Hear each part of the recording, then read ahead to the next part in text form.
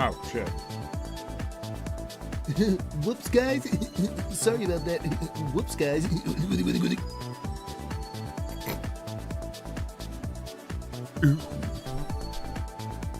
Are we getting, perhaps, funky in here? Funky in here? Where's the Kong? Where's the Kong? The funky Kong? Because I think we're getting funky in here. Funky in here. Ooh. Funky in here. Can you feel it? Can you feel it right now? Can you feel it right now? We're getting funky in here. Ooh. Funky in here. Ooh. Ooh. All right.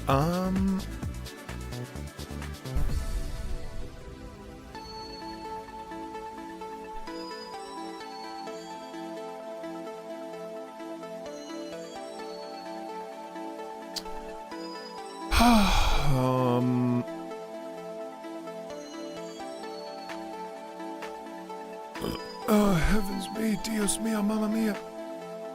Dios mío, mamma mia, Dios mío, mamma mia.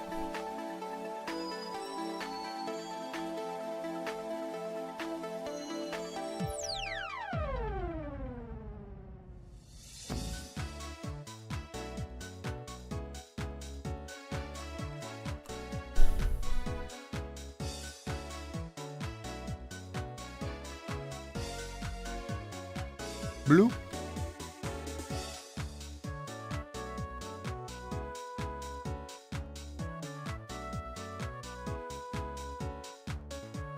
Oh. Oh. What if I fell over? Would you picketh me up? What if I fell on my ass and broke it? Would you... Would you repair it? What if I held my breath and said I wouldn't stop until you gave me a kiss? So damn stupid. Oh, heavens me. Oh.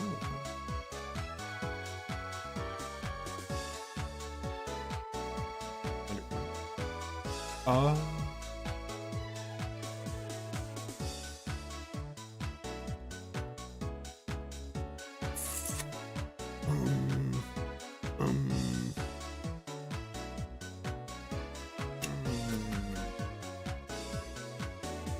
There's a lot of categories here.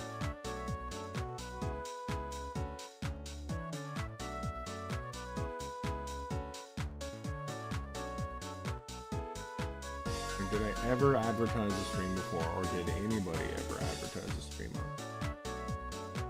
It is variable. No. Okay. Farewell.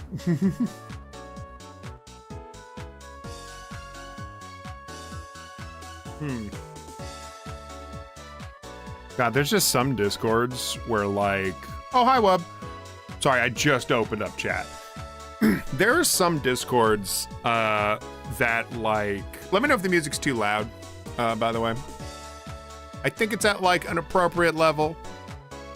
But sometimes when I'm just staring at like the audio gauges, I don't entirely know how it properly sounds.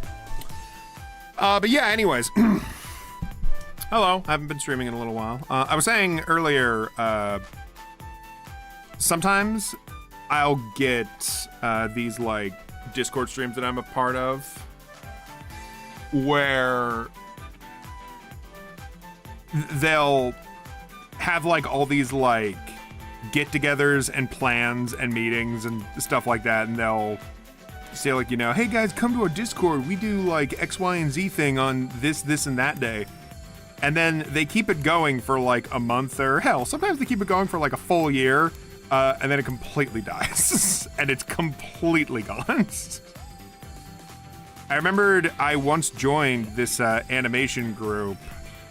It was like a group specifically designed for like forming up a studio. and applying to like legitimate projects, there would have been a guy in charge of, or a couple of guys in charge of like the actual organizing and negotiating with companies. And then there would be the artists, and then there would be like directors for each individual project, with the main director pretty much consistently being the guy that started this because he wanted to just direct projects. And it's like, all of that is a very sensible thing to do. There's nothing foolish or wide-eyed or like overzealous about a plan like that, especially when you want to, get organized with a bunch of people. The only reason something like that fails is because it's just actually really hard to do something like that. Like, some people... Yeah, it's a little loud. Lower it like a teeny bit, maybe. Okay. And do. Alright, I've dropped it about like... What is that, 5 decibels? I think that's... You let me know. Yeah, it's like... I work with like... maybe not a tremendous amount compared to other people, especially not on like a professional level. But I've faded in and out between jobs, like art jobs. And what I've come to learn from that is that like art-related projects are very hard to organize when you don't have $1 million. And oftentimes you will like fade in and out of projects after only contributing a little bit before you then have to move on to a different project that will actually make you money. Which is such a like fucking frustrating thing. It's a subject, it's a consequence of, once again, the fact that we're part of a capitalistic society. Our society does not allow us to just freely make artistic projects. It's got to be one of the hardest things in the universe, and that's really annoying and shit. But that being said, I don't think anyone should be discouraged when it turns out it's like really hard to make like your artistic project, and that there will be like huge gaps between your progress. Because a lot of that is not your fault. A lot of that just has to do with the fact that you need to make money in between in order to survive. Like, we do not live in a world where you just casually exist. And don't let anybody ever try and convince you that that is the case and that you're just lazy. You very well might be lazy, but there's a lot of factors that work against you without you even knowing it. And there's been a lot of projects that I've noodled around with in between trying to exist, and some of them I just end up dropping. I think ultimately you'll know whether or not a project is worth dropping when you just aren't getting anything out of it anymore, or there really isn't like an audience for it, you know? Like, if you keep plugging away at a project for, I don't know, years, it could even just be months before you realize that like whatever it is you're making, just maybe it's appealing to you, but there just is no audience for this. Or that you enjoy making it to a certain extent, but just nobody is there for it, not even on like a minor level. And so you just got to make the decision. Okay, yeah, I guess we're just dropping it. You know, just move on. Just do something else. You're an artist. You don't need to make one thing. You could make a lot of things. I've been a voice actor in audiobooks. I voice acted for a video game that's going to come out soon. And I did cleanup animation for 2 commercials. And I made YouTube content, and I did like voiceover stuff for both for fun and for other people's projects. It's like you have a multitude of things. Artists just make things. You don't need to make like one thing and make that your whole identity. Slow down with commissions. To me for PayPal asked you for a photo of your ID, which Dad told me is illegal of them to ask. I'm considering switching somewhere. I mean, I would suggest Venmo, which I've heard people say Venmo is just PayPal, like it's owned by the same company. I disagree because they have quite a lot of differences between them, and I've never been asked for a photo of my ID. Maybe try Venmo, or I don't know, shop around. There's a lot of money apps, although be very careful. Do a lot of research, because if there's a cash app that asks for way too much of your information, they might as well be a scam, you know? Zelly is, that's a popular one too. Maybe investigate that one. Because it typically is built into like bank accounts, but Wub, I know that you're not in the States, so maybe it's different for you. I don't know. What's the game of voice acted for? I can't tell you. Yeah. I signed an NDA. It'll be out soonish. The trouble is, there's no distinct date for it.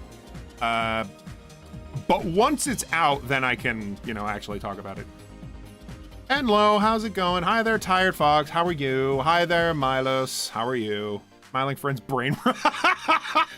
I love season 2. I haven't seen all of it because my wonderful boyfriend, we still haven't planned a day where we're gonna sit down and watch the rest of it. Oh my God, though, Smiling Friends. I'm so fucking happy that there's a fun Adult Swim show that I actually like. Adult Swim is kind of hit or miss with me. I've never seen Venture Bros, to be fair, and I think I would like that one. I've watched on and off a bit of Aqua Teen Hunger Force, and some of that shit, oh yeah, sure. Yeah, this is just downright goofy as hell, and I love it. Then there's other stuff where I'm like, fuck, why do people find this stuff funny? Oh my God. And that's kind of like what a lot of Adult Swim is for me, where it's just not funny, and I just don't care for it. But there's still so much good stuff. That Samurai Jack remake kicked ass. All the anime that they put up on Adult Swim, I love that shit. Of course I love that shit. That was the first exposure I got to Naruto growing up, was oh shit, I didn't turn on Twitch. No. Sorry Twitch. Hi Twitch. Hi. Sorry, I wasn't. Oh wait, it's still not up. Hi Twitch. Sorry, I did not turn it on. I forgot to hit the button. Hi, you can now watch it on Twitch as well. Oops. Anyways. That's a nice song. That's just using Revolt. Some folks I asked around, however, suggest Ko-fi. Oh, Ko-fi's pretty, Ko-fi is a pretty popular one. I don't know, if your dad knows what he's talking about, yeah. Revolt, it is. If it's a trusting site, then sure. I've never heard of Revolt personally, so maybe some clients will be kind of hesitant to pay through it, but your mileage may vary. It's worth trying. They remade Samurai Jack. Sorry, remake is the wrong word. They did the final season. Yes. It was a continuation. That's what I meant. Sorry, I didn't mean to imply that they remade the series. Yeah, that continuation of Samurai Jack was real good. I liked it. I agree with everybody else in that it had an amazing several the first 6 or 7 episodes, but then the last couple episodes just kind of ended on a fart, and that was weird. I totally agree. I think that was weird, and I think they definitely could have done better with that. Again though, I look at that and I think of shit like Has Been Hotel that also felt weird and rushed, and I just think was that studio meddling? Is that entirely the artist's fault? I mean, I think artists that work on a professional level should to some degree figure out how to make their art under constraints like that. There certainly was stuff in the Samurai Jack in Samurai Jack season 5 that could have probably been cut to help with the pacing. They added in a lot of like, you know, fan servicey stuff that just didn't really need to be there. There's like a whole fucking episode of Ashi going around and learning of Jack's great triumphs, and that's... I sort of understand why it's there, but at the same time, I'm like, man, this feels shoehorned. Man, this is just kind of here for the for the audience to be like, oh, I remember that, and it's... I don't know, man. It's just, I don't think it landed as well as they may have wanted it to. Am I gonna do this with the hair? Well, first of all,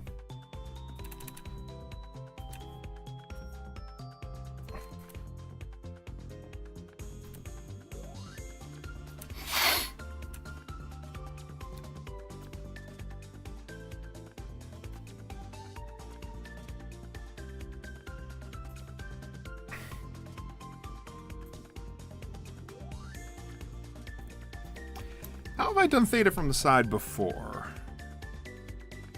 It's going good. I got to hang out with my cousin. She's fun to hang around despite her being a Gen Alpha. The brain rot hasn't gotten to her yet. I don't hang out with my little cousin due to me being 15. Ah, Gotti. Gen Alpha. I need to start getting used to that now. We had, what the fuck? I was watching a video about this literally yesterday. Like, I classify as millennial.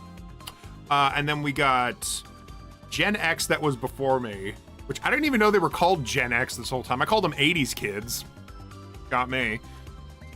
And then after millennials is Gen Z, which is my wonderful boyfriend.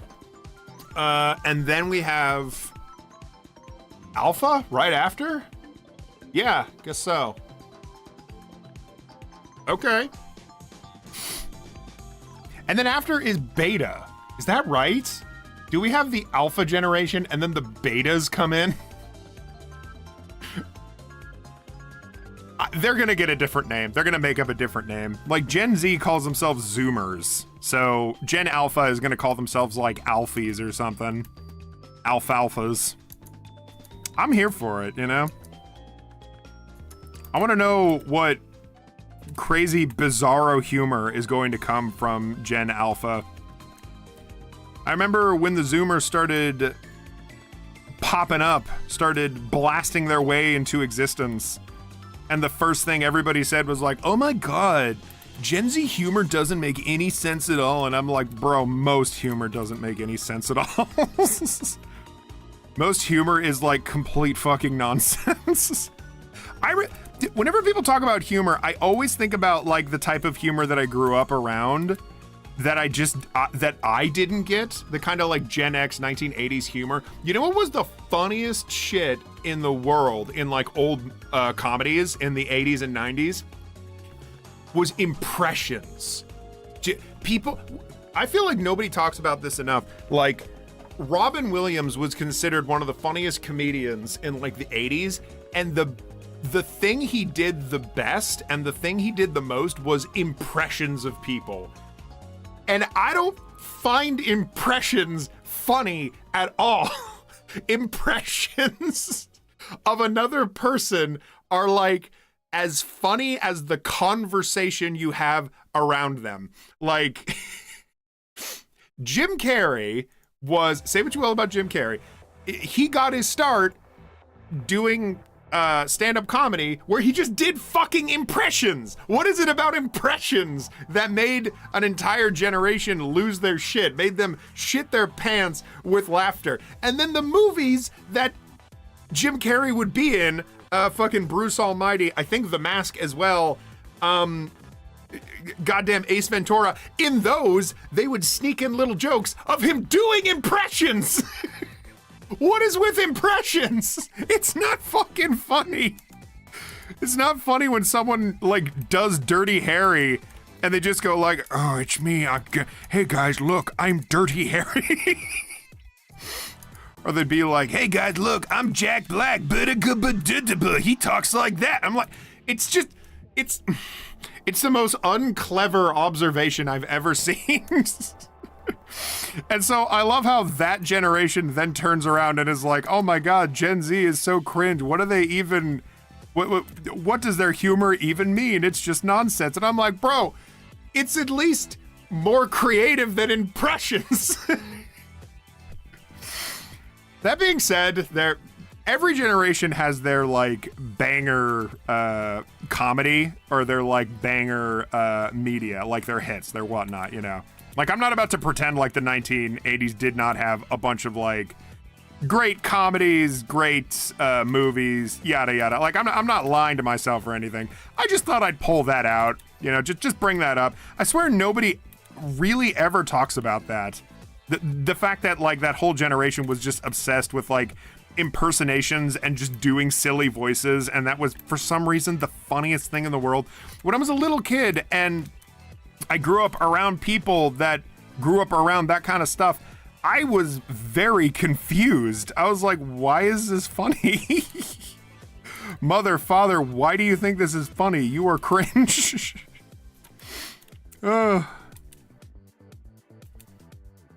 Anyways, the chat was yelling while I was yelling. What are you yelling about? Anyway, recently came back to animation, doing some practice in Blender. Ooh, walking animations. That is a great thing to practice. I've never practiced a walking animation. Or, well, I practiced like a couple times. I really gotta do it. I really gotta do it. What are you talking about? That episode would have been better if it had adventures we've never seen, like the Ed's episode about scams, like oh yeah, a whole generation ruined before they were even born. Gotta reset with the Greek alphabet. Hey, now we're talking. Not me and my constant attempts to cleverly hide some dumbass Zoomer humor in my heart.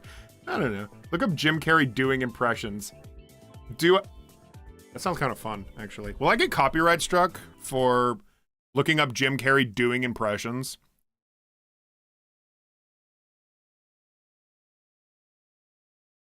No, not here.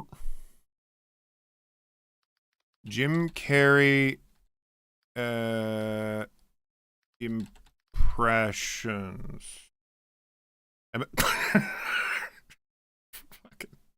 All right, that is the one that I'm thinking of.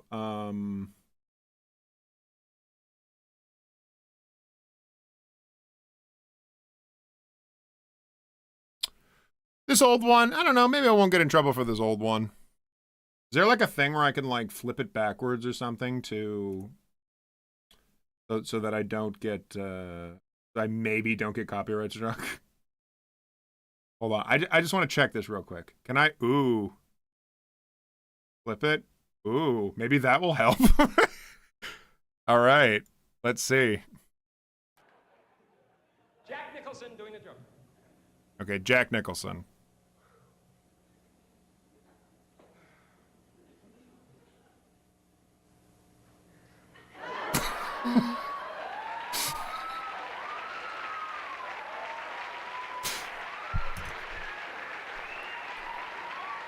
Now, what's very interesting about this impression he's doing of Jack Nicholson, which I hope maybe some of you still remember who that is, is that it's also the face he does when he plays the Grinch in The Grinch. Oh, that's the end of the joke. Okay, great. Well, that's what I'm fucking saying. There's no punchline. He just did a face and that's it. That's the end. Eastwood. Clint Eastwood. Okay, let's give it to me. It is funny the way he has to like pump himself into it. Epic. They're all the same. Yeah. Oh my God, what a pitiful. They're all the same. All two of those guys were the same. I guess the observation you could say is that both Clint Eastwood and Jack Nicholson are just frightening looking white men. That is a fair assessment to say. The only difference being that Jack Nicholson was put into roles where he was a scary man and Clint Eastwood was, for whatever reason, idolized as like an American hero. I want more impressions. You Give me guys are just different. Nice too. You'd be going. He doesn't know. Just clap. I will say I love Jim Carrey. I love him so much. I know, like there's a lot of his like old humor that just does not work nowadays because he was making movies in the 90s. That's just kind of how it's got to be nowadays. Despite that, though, I loved so many of his movies. I grew up watching this guy, and I think it was my first fucking push to try and be like a funny person and to like be an entertainer. It all started with Jim Carrey because he's just so lovable. Look at this guy. I definitely see why people wanted him in movies. Clint Eastwood. Clint Eastwood. Okay. Give it to me. All right. Yeah. Yeah. Uh-huh. Uh-huh.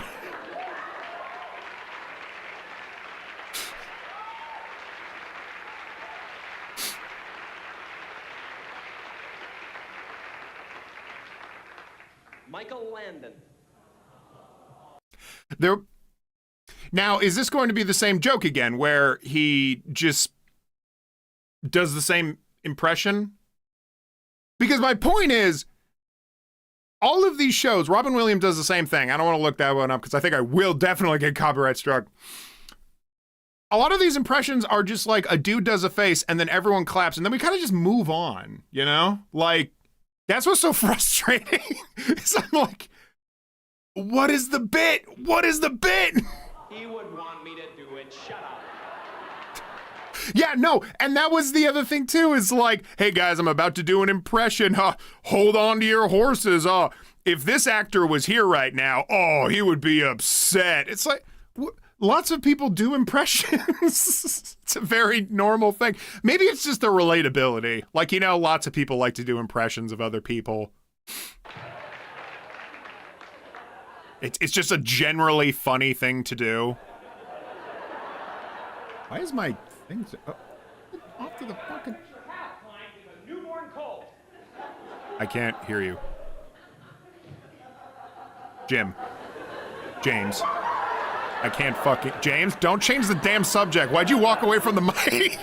What the hell are you doing? That wasn't me.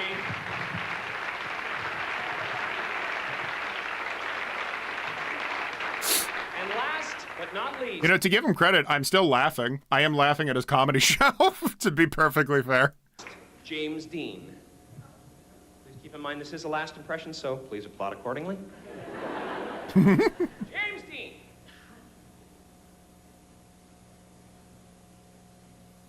All right, James Dean. Yeah, it's just... Please, no, all right. too much now. All right. I at least like the running gag that he just keeps doing the same impression. That is clever. That is a joke. James Dean. Yeah. Okay, James Dean, give it to me. Does anyone remember James Dean? I feel like he was in one movie. Oh boy. Shit, they got me. They actually got me with that one. Okay. Why are you falling over? I think it's because I love the idea of just James Dean being a man that's like hunched over, blinking, and he doesn't know where he is. All right, you know what? I think they've kind of converted me now. Yeah, I laughed. Can I even criticize anymore when I actually laughed at it? Damn. They killed me. They killed my point. Can't believe this shit. Okay, whoa, music has to go down again. All right. The one Jim Carrey movie I will never forget was Bruce Almighty. Classic, iconic. The Seven Fingers joke, followed with a ridiculously long shelf, will forever live rent-free in my head. I don't remember that one. The Seven... Oh shit! Okay, it just shot like right back to me. Oh, the Seven Fingers thing. That was so weird. It was so like weird looking. Yes, I agree. What a time to be alive, let me tell you. I remembered watching Bruce Almighty at my aunt and uncle's house, and my uncle had recently bought like surround sound speakers. Does anybody have these? It's like 8 speakers that you put around your room, like the living room, so that you have just sound coming from everywhere like a movie theater. I remembered enjoying Bruce Almighty, but like the majority of the time, I was just like looking at those speakers being like, I'm surrounded by sound.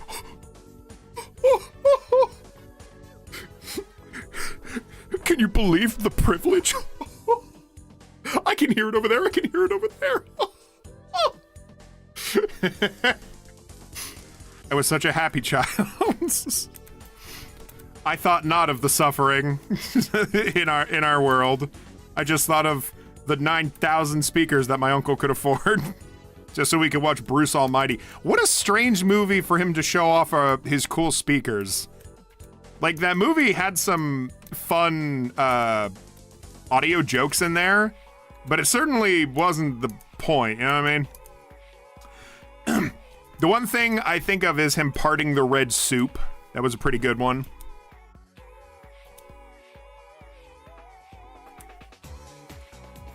You know how many times I looked at like a bowl of red soup after that movie and just thought like, oh my god, but what if it part? But what if, guys? What if it part?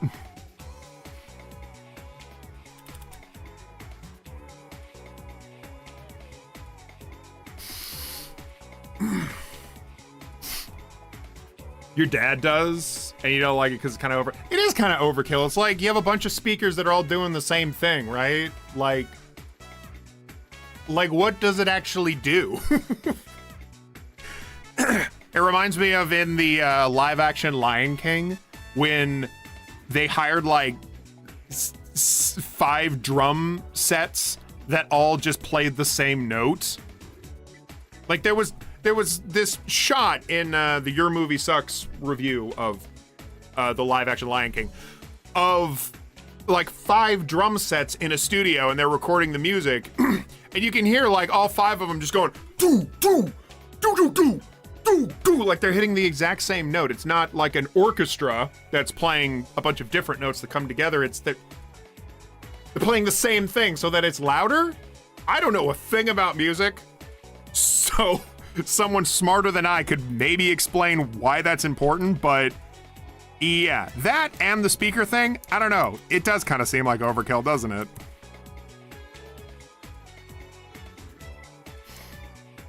It's the circle of life, and it moves us all. You're the name of the moon.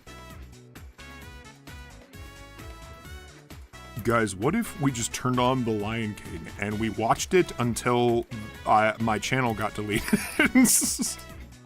What then? Would you still be my friend? Would you still like and subscribe? I'm so glad that that one animation actually got like a lot of attention. That was like 10,000 views right there.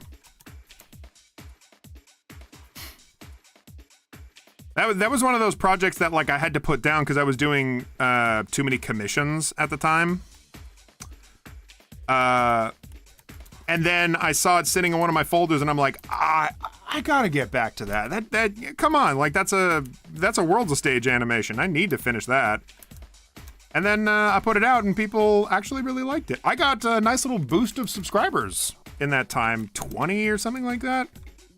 Big ups, big ups. If any of you are like brand new subscribers, thank you for subbing to the channel. I mostly use this channel as a means of advertising my comic and streaming, obviously. But thank you all the same. Thank you all the same. Oh, now you can't see your crown. Ah, God, this shot is fucking me up. I need to look at a different shot of Theta. Where's she at? Where's she at? There she is. Okay. Most of her hair is hidden, or most of her hair hides her tiara. So, let's see. You mostly see it from the front.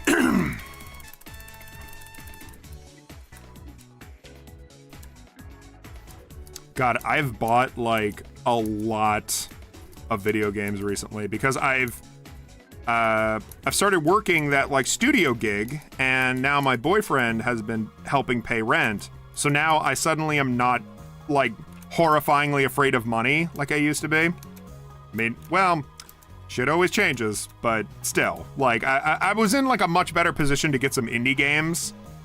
Like I spent about $60 on several games, which in my opinion is a lot more fiscal than paying $70 fucking for one game I'm gonna like somewhat like. What I get like I got Yellow Taxi Goes Vroom, I got Crow Country, I got I got them all right here. I got Hashtag Blood, which I kind of want to stream. That one was oddly kind of fun, kind of lovable. I might do dark.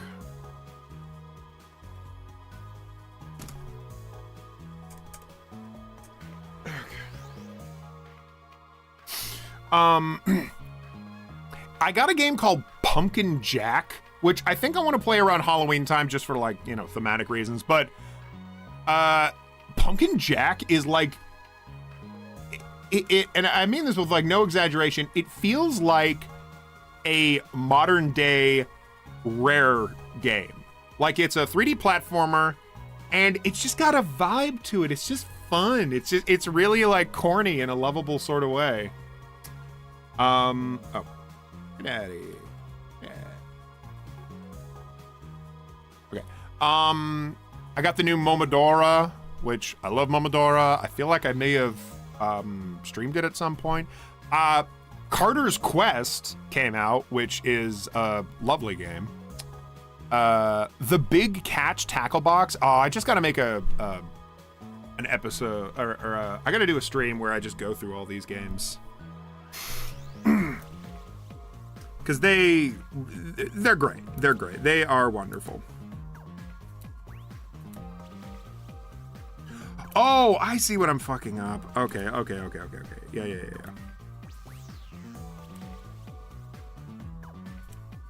Right.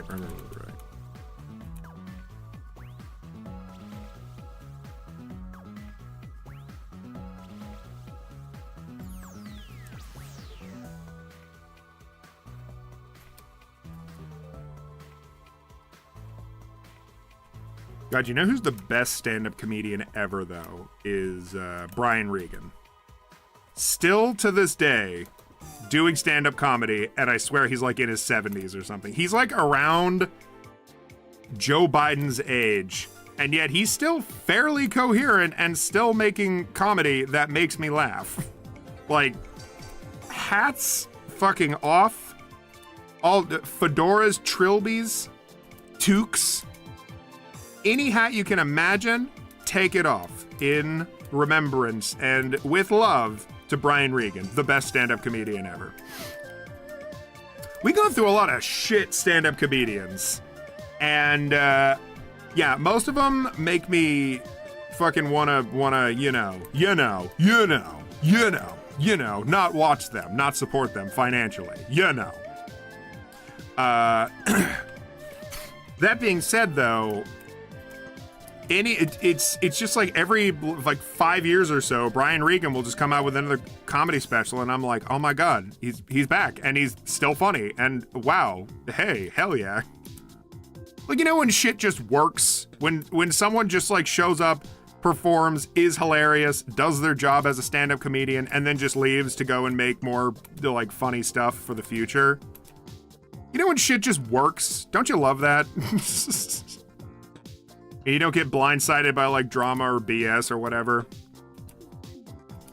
With that being said, I'm just gonna do a drive-by on this and not get into it too deeply, but I just want to say for the record, I have never thought that Louis C.K. was ever funny.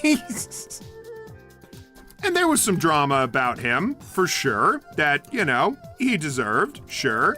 And I just wanted to, that being said, I just wanted to say I never found his ass funny, not once. If anything, I found it very annoying.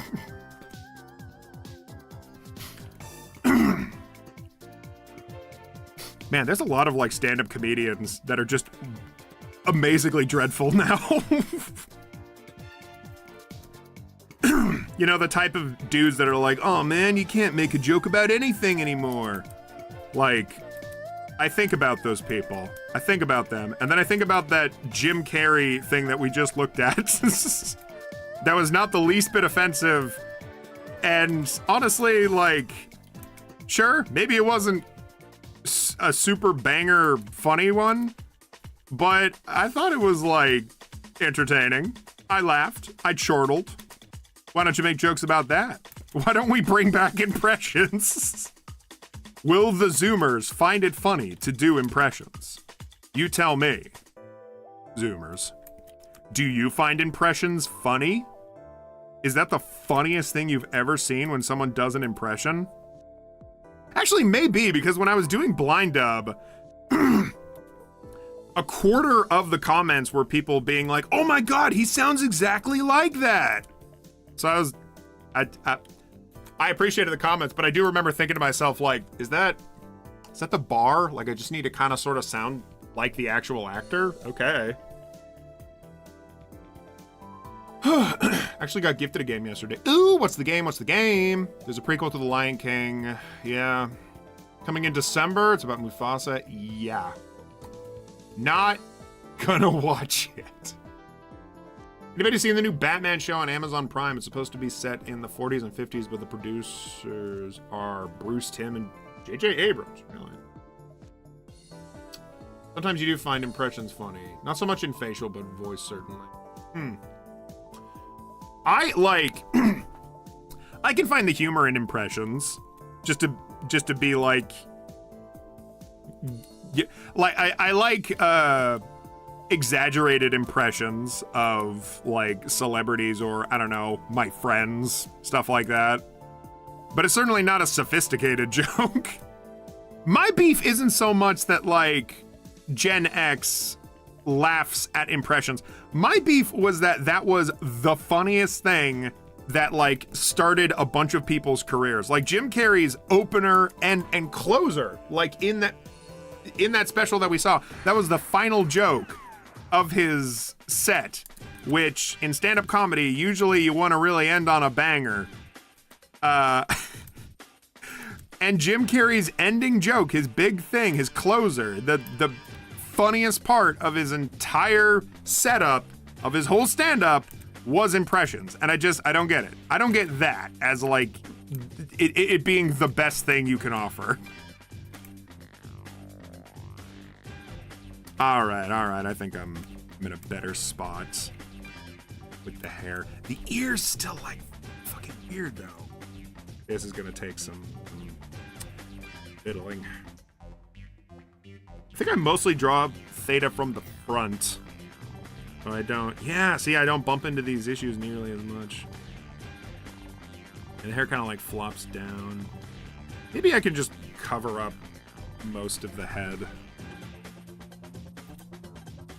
And then just have, like, a bit of the ear showing here.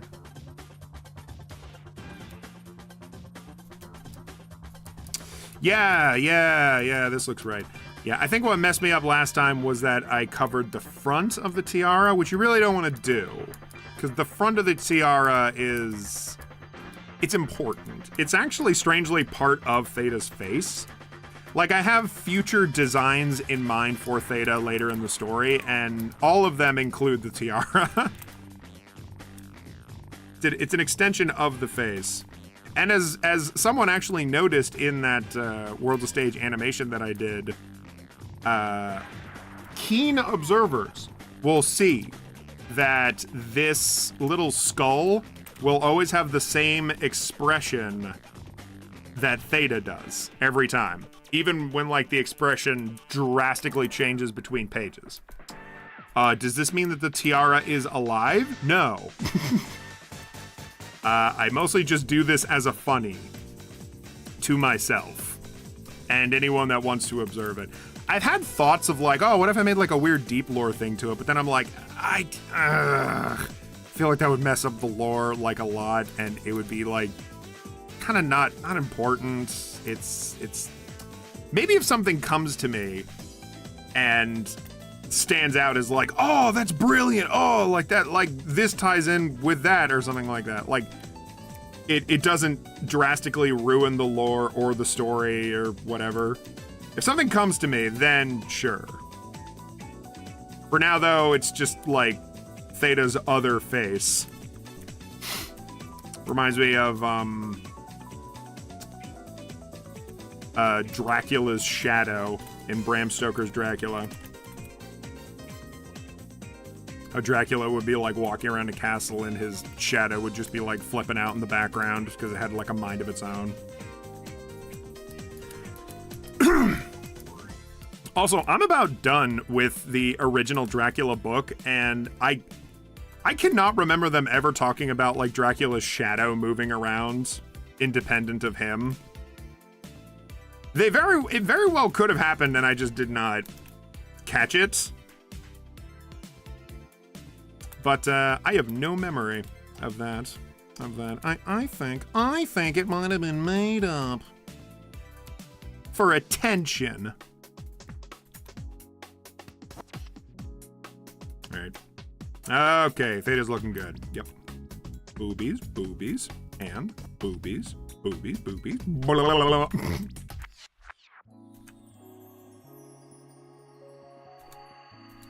Come on, we need to darken up those boobies so that people know that you have boobies too. Oh, he has his hat on right now, yeah. Can't forget the hat. Can't forget the hat. Magneta Horizon. Is that any good? I've considered drawing that long-haired female character of yours at some point as a little gift. Aww. You mean Theta? Oh, I'd love that. Theta is definitely one of my favorite characters of this story. She's got a lot of development that's that is very poignant to me. Theta is a character created by my friend Amber, also known as Amber Greystoke on YouTube. She makes YouTube videos. She made Theta, and she even like came up with most of the design for Theta that's like in the comic, although I've kind of made it into my own art style. But a lot of Theta's development and her like character development is based around my own insecurities of like trust in people and the kind of like relationships that I would form with people only to like drop them afterward. Which is pretty messed up, but I think that it's a thing that a lot of people get caught up in. That, like, you can't, like, hold a relationship for especially too long. And that perhaps this, like, abandonment thing that you do is maybe based on a little something that you should be examining. She's also religious, which I've always had, like, a weird relationship with religion. So it's fun to explore that subject through a character like Theta. If you ever wanted to make fan art, though, I mean, I would be amazingly flattered, my dude, and I'd appreciate the hell out of that. But you do what you must. I know that we're all, like, hella busy.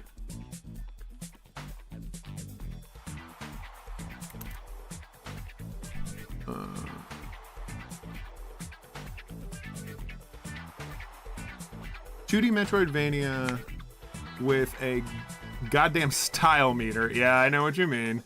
Stars a female zombie, with an owl mask, purple coat, and armed with a scythe as the protagonist. It sounds like a little familiar. Hold on, I'm gonna sub real quick. You know what game I really should just finally sit down and play for like hours of the day to really get myself into it is Baldur's Gate. That's one of those games I paid a big chunk of money for, and I still haven't really played it. Magenta Horizon. Wub, all of your game suggestions are so cheap, and I appreciate that. Oh, look at the art style. What a lovely game. Oh, Jesus!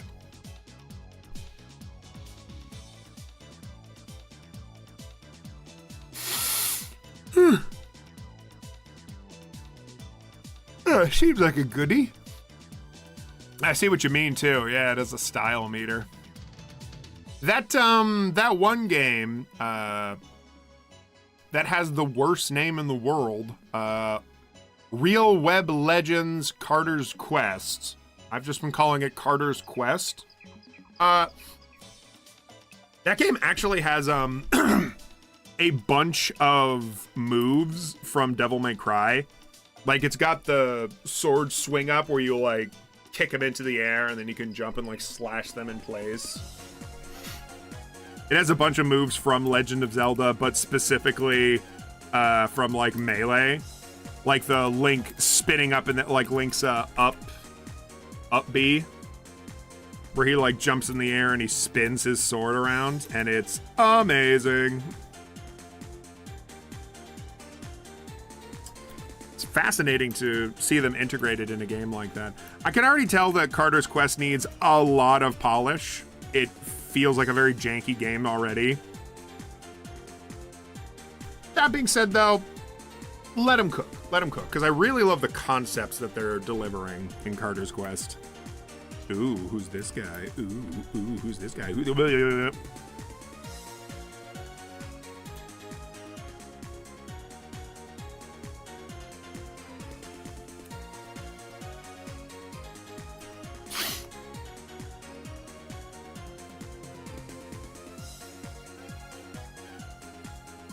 Oh, anniversary artwork for HND. Would you say H&D is your favorite game? You certainly promote it a lot.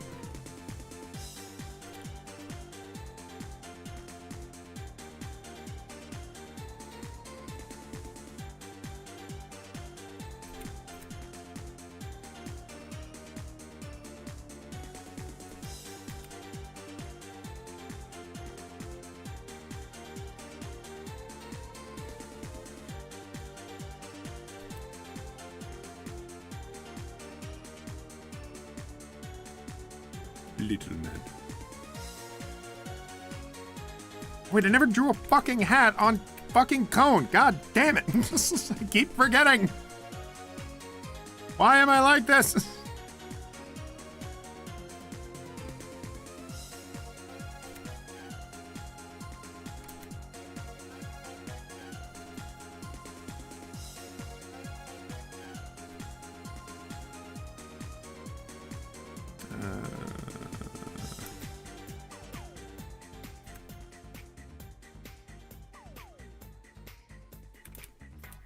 You're really not going to see the hand much, though, if you do. Yeah.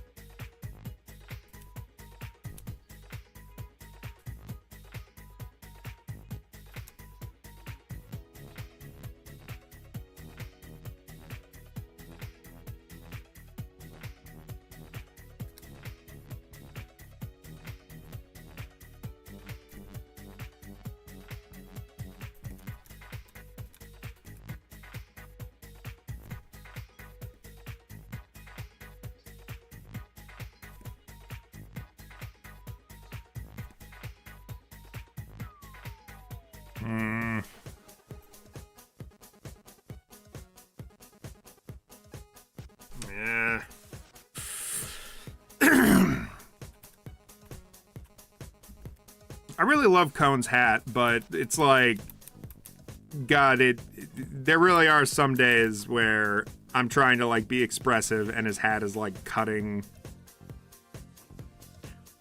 off like a big part of the shot. It's just such a huge hat.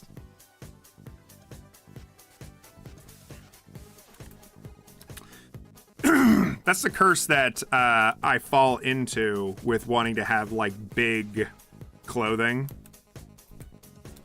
I love big, billowy clothing for like epic shots so that you get a whole lot of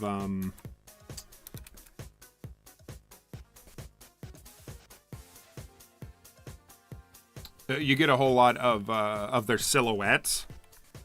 But then, man, when you put it into practice, oof. It's like, when his thumb is out like that, like, it looks so good. Don't drive me nuts.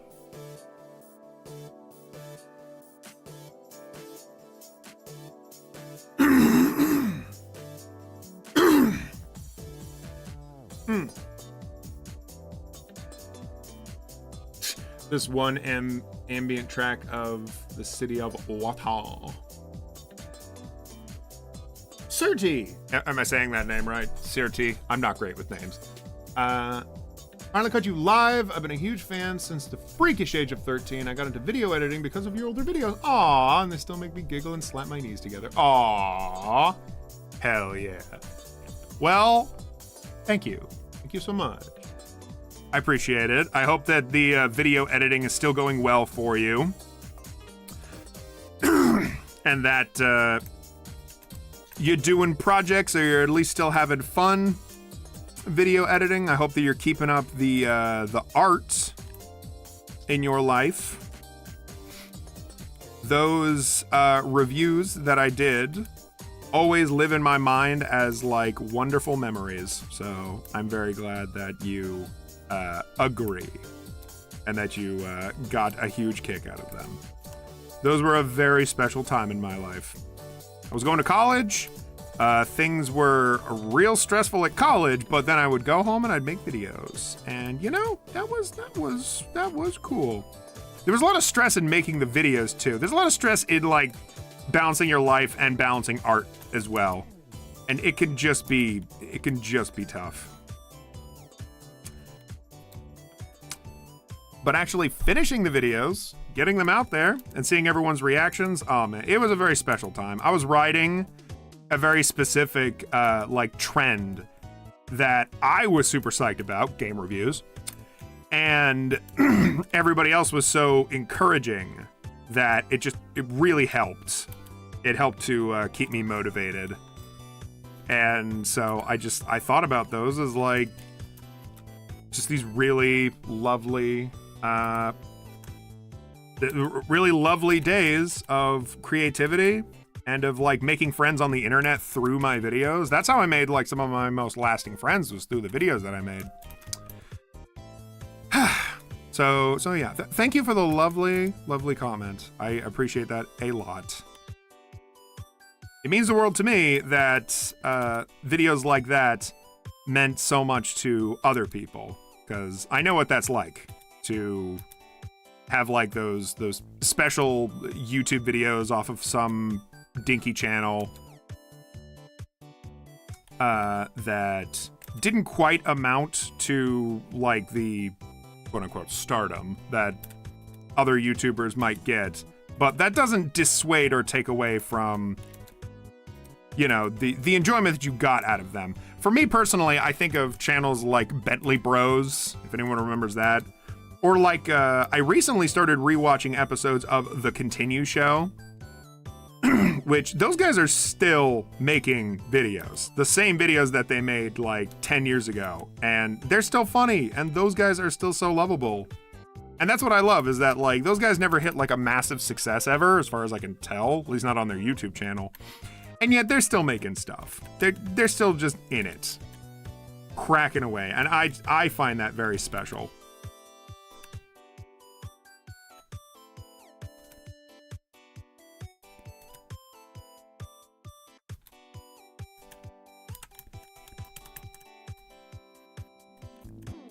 Actually, no, don't do that. I didn't do that with the other shots. All right, I think that's a fair compromise with the hat. It's kind of off his head, but he is like moving forward, so kind of works. You wrote more above. No, I saw what you said. Yeah, it's one of your favorite indie titles. You're making some anniversary artwork. The story and the lore are good. Combat's kind of janky. Sorry, did I not mention that? I did read it. Yeah, I don't know. To me, I've picked up that game on and off. Every like couple of months or something. It's not called Heart of Darkness. What's it called again? Heart of Darkness is like a different thing for the PlayStation.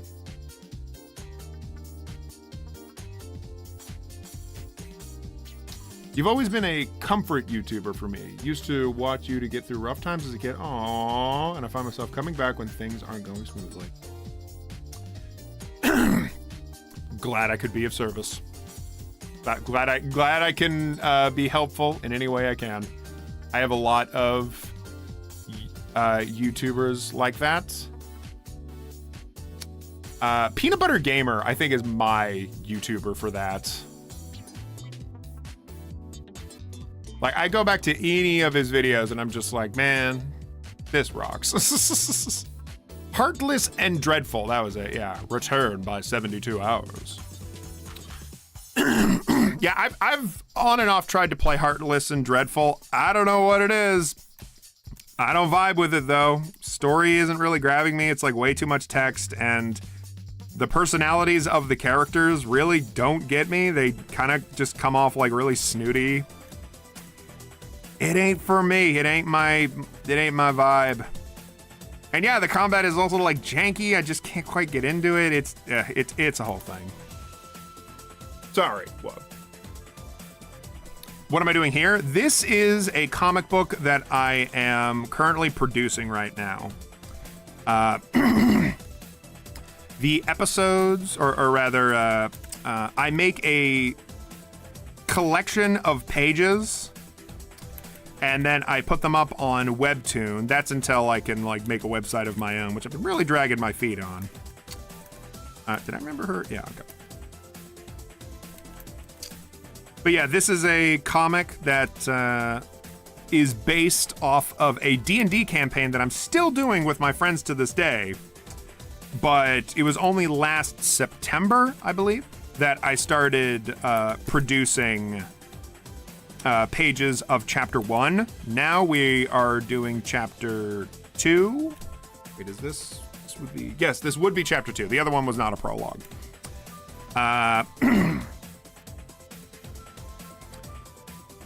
And I've written like a great deal of the story. So what I do is I take the campaigns that we did and I write my own story based on what happens in those campaigns. It is not a direct result.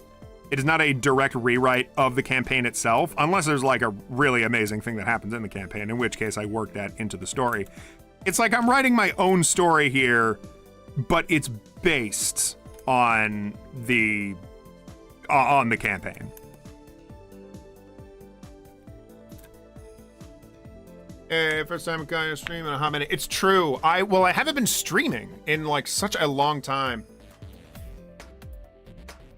I took a trip to Minnesota, and I think I talked about this on like another stream, but I'll just reiterate it. I took a trip to Minnesota to see my boyfriend graduate, and then he came back, and we've been trying to like settle in again.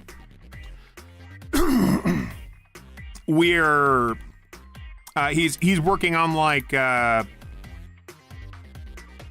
getting a job in like the gaming industry, so he's also like building a portfolio and stuff. We were settling like him getting a more like consistent job so he can pay the rent, yada yada. We were just doing like a whole bunch of adult stuff for a while. What's the campaign setting? Yes, so using the 5e rulebook or the fancy one I've been hearing of, or something else. Yeah, no, this is set in, well, so the campaign itself is set in D&D 5th edition. Here's the deal though, I don't know anything about D&D 5th edition's lore, so I am just taking the lore as it's presented to me, and I'm making up my own thing. So it's going to be similar to D&D 5th edition. Like, we're still going to keep in stuff like tieflings. One of the characters is literally an orc. We're going to have like dark elves and like zombies, vampires, like stuff like that is still going to be in there. Wizards, sorcerers. The thing is, some characters are going to have like kind of a different title to them, but ostensibly they'll be based on concepts from Dungeons and Dragons. Like, for example, Theta here is classified as a death priestess because she's a priestess that worships the god Mortinosus. But in D&D terms, she is a warlock. And so she gets her power from Mortinosus, you know? And Cone over here is classified as a samurai, but his logic, like the way he fights and whatnot, is a lot closer to a fighter class, because I just picked a fighter class when I made Cone. So it's stuff like that where we're sort of homebrew. Yes, thank you. Yeah, it's like I'm changing around a lot of the logic here and there, and the general world backstory, I'm rewriting a great deal of it. I'm also taking from, it's not my campaign either. It's my friend's campaign, who's the actual DM. He made it up. I made up the name for the campaign, which is The World's a Stage. But it's his world, and a lot of the NPCs are his characters. So they're often, when I'm making like lore changing decisions, I'll run it by him just to be like, hey, does this still like make sense in the world? Yes or no? and that kind of talk is very helpful.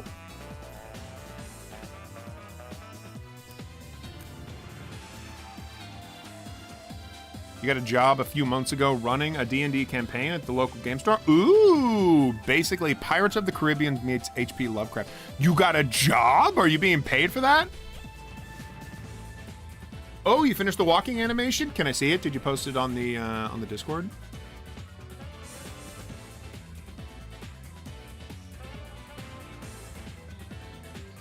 Ooh, also Davion's not watching these, but I love all of his Deltarune stuff that he's been doing. Very fun. Heavens me! Oh, Dios mío, mamma mia!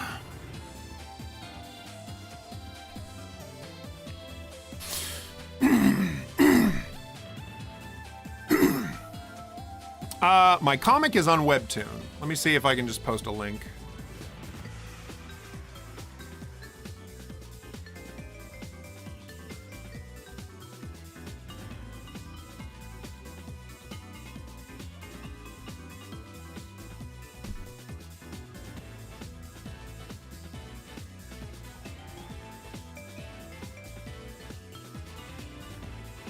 Here is another episode of Does the Link Work?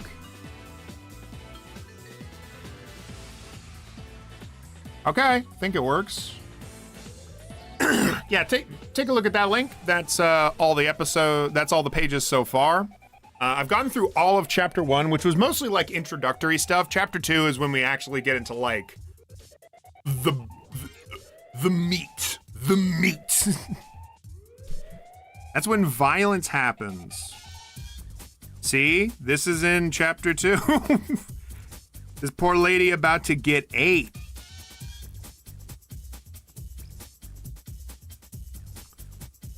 And also goosh.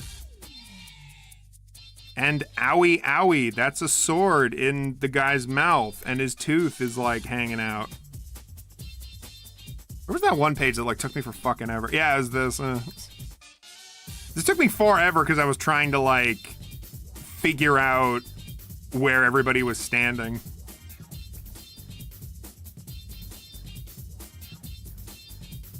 Nice.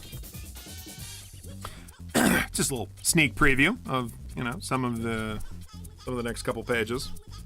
This is a lot. This is a lot of pages that I'm working with right now. The upside is that I have an inking artist that I hire to come in and do all the like ink cleanup, and then after that I just put in all the text, and I color some of the characters. Like I might color this shot right here, just because it's kind of a good looking shot, you know?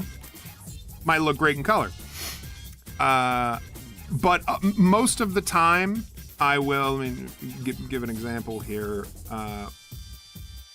Most of the time, I'm just going in and giving it like black and white manga texturing. You see, like that. These little like hashy marks, whatever they're called, mid-tones. I love children. Goo goo ass crybaby.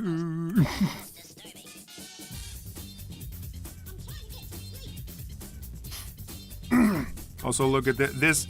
These first couple pages of chapter 2 are just like a woman crying. Look, they're tears of joy because they're going off to save her child that got kidnapped by the weird monsters.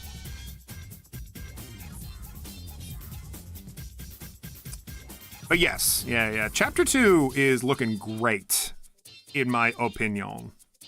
Chapter 2 is like a massive undertaking, but it's worth it.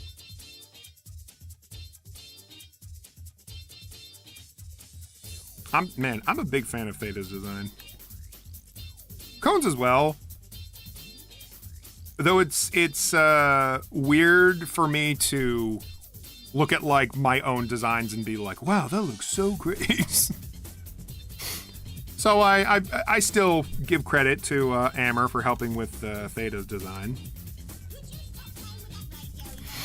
What it was the way I got to Theta's design actually was I had made some drawings of her while we were going through the campaign because I was just making like little jokey meme posts about stuff that happened in the session. And then I started making like the thumbnails for the VODs that we'd put up of the session. And over time I just thought like, man, I've made comics before. I could make a comic of this. Like, come on, I could totally do that. Love the Andy Warhol dots for the shadows. I think it's a great way to convey difference in lighting and so much character to each panel. Thank you. Thank you. Appreciate that. Yeah, it was a solution to the fact that I did not want to bother coloring it. Oh, let's see. Ooh. Ooh. Oh, sure. Oh, sure. Yeah. Okay. Hippity hoppity, hippity hoppity. Yeah, no, looks pretty good. Very natural. I like the design on this soldier too. Is this just like a model that you picked up from somewhere? Pretty sick. Pretty sick.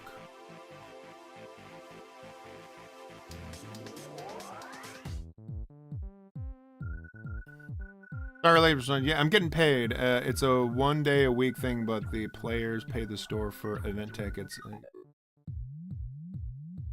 Very cool. Hey, I'm glad you're doing something like that. That's one of those like cool jobs, you know?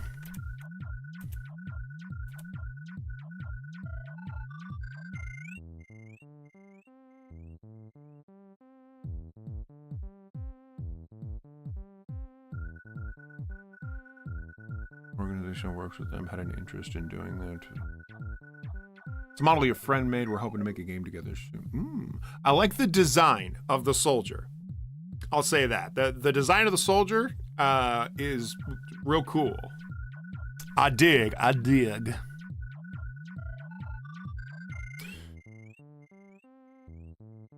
Skylar, that's freaking awesome, dude.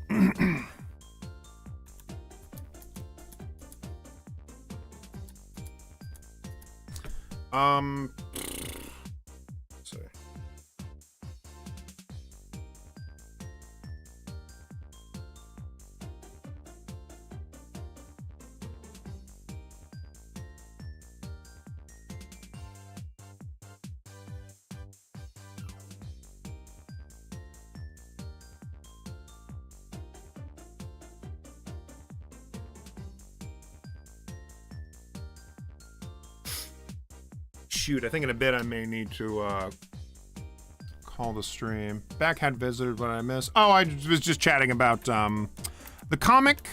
Wub showed me a neat walking animation for a game that he's working on with a friend. Skylar is working, is hosting like a D&D thing it's not D&D. It's is hosting a tabletop event thing once a week and is getting paid for it too, which is pretty sick.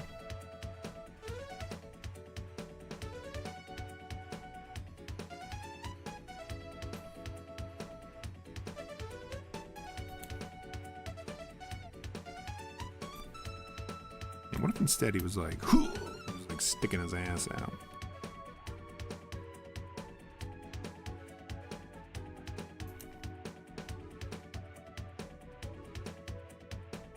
All right, and then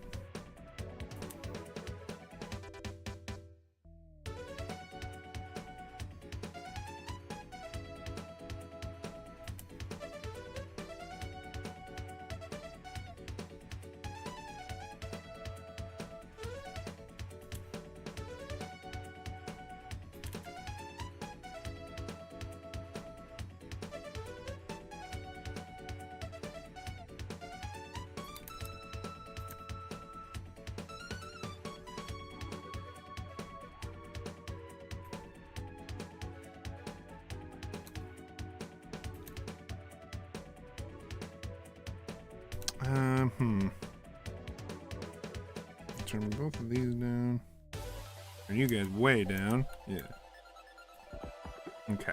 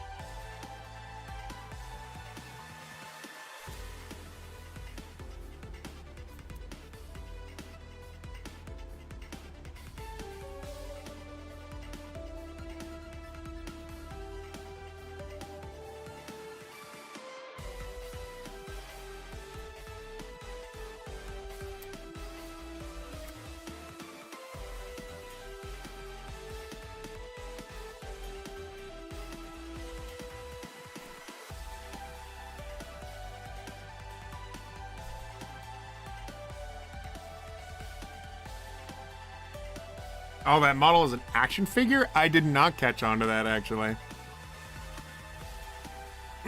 Neither of us came up with an NDA or whatever, but we did take inspiration or two and planning to make something silly and charming out of it. I mean, hey, make what you want. It's art after all.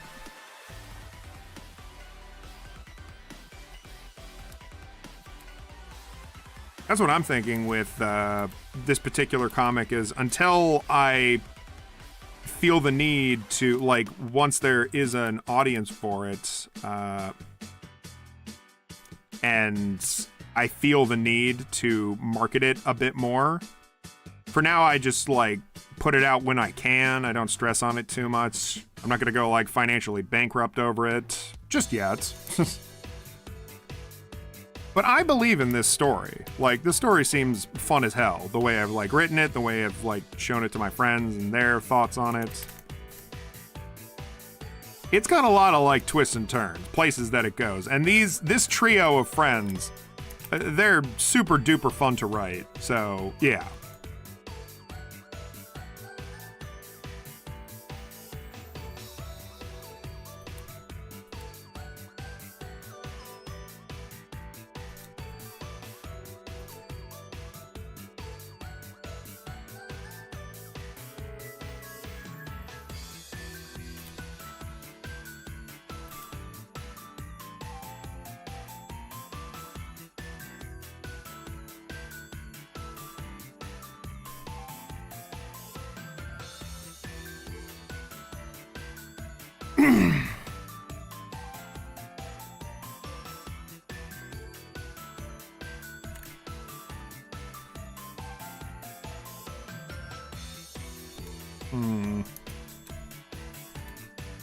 Actually, if I move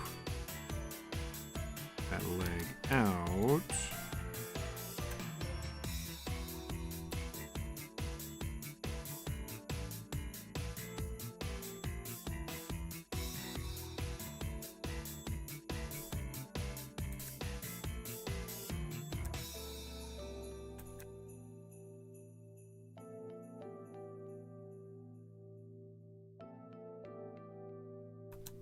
And then we move cone. Okay, this is coming together now. Something that I notice now is that in nowadays, in my older years, I notice that when I tackle something, I have a lot better systems in place.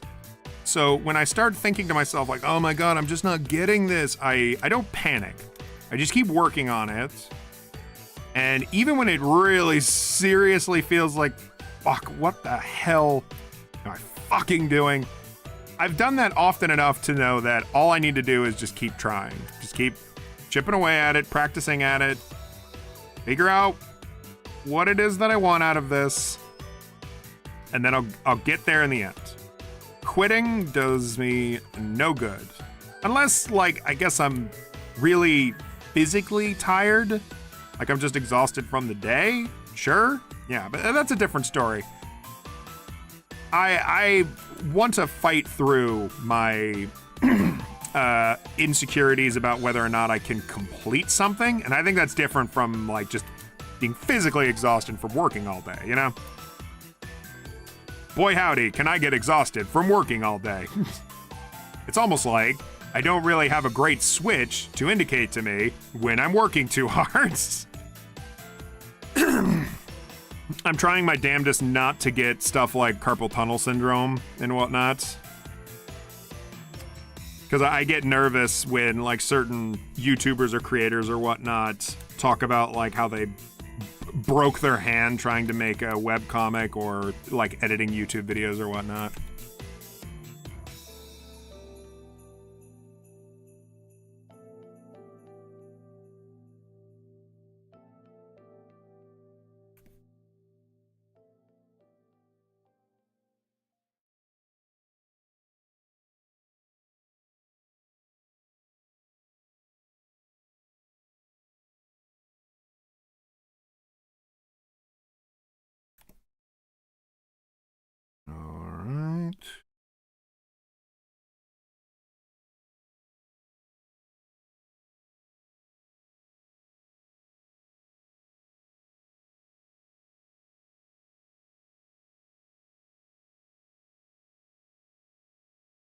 Yeah, Urzog is this guy, and he is an orc that has chosen the path of inner peace and wants to be a monk.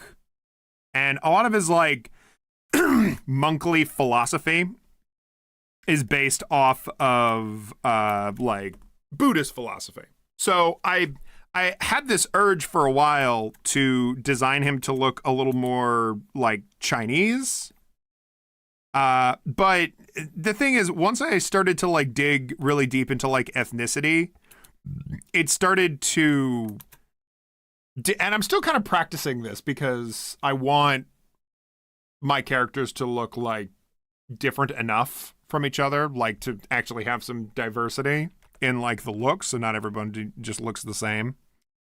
But where the comic is right now, it's very cartoony. So if I lean too much into like one ethnicity over the other, I worry that I can't stretch their facial expressions too deeply. I don't know though. Even then, I think to myself like, it's I could still like stretch expressions and then bring them back to where they were before. I think it was also the fact that Orazog is an orc, And orcs have their own like look and ethnicity about them. I know for one thing, is that if Orazog is meant to be closer to like a Chinese person, like a, or no, excuse me, not Chinese, a Tibetan monk, excuse me. It's a very different thing. If he's meant to be closer to like a Tibetan monk, Kon is absolutely meant to be Japanese, because he's a samurai, you see. And the samurai were, I mean, that was in Japan when that happened. As for Theta, I cannot actually decide where her ethnicity would be were she in like a modern day kind of like the real world kind of logic.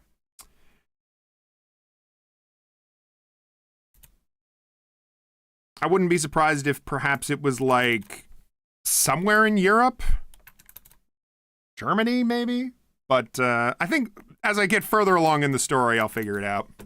In any case, though, I think I want to end the stream here, because I just remembered I need to jump on something and get it done with, because I have something I'm going to do in an hour, and I need to get this other thing done first. I'm sure how much nowadays in my boomer years, Hayden. My girlfriend once made a species that's a mix of orcs and elves, basically an anthro. Oh, you didn't say elf, you said elk. Basically an anthro elk with deer fur and fangs. Ooh.